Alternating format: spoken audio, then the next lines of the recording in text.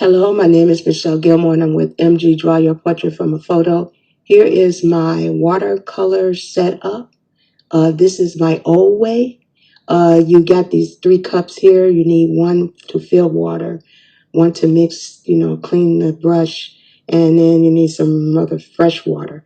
Here's something to hold your paintbrush in.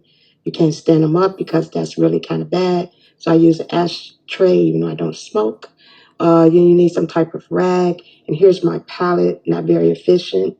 A little cap to go over. Not quite set up here. And then the watercolor paper.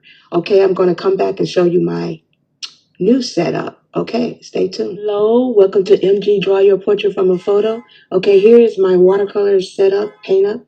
Much more efficient. Here is a nice big palette. Also has a very sealed top to keep your paints nice and moist and dry and able to store better.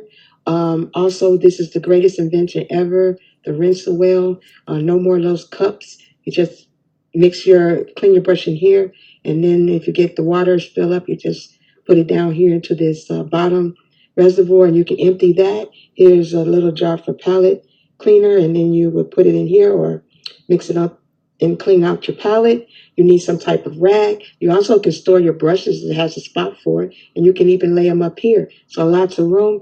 I use Winsor & Newton paints, and these are, you can put water in these brushes, and of course the watercolor paper. Okay, stay tuned. Thank you.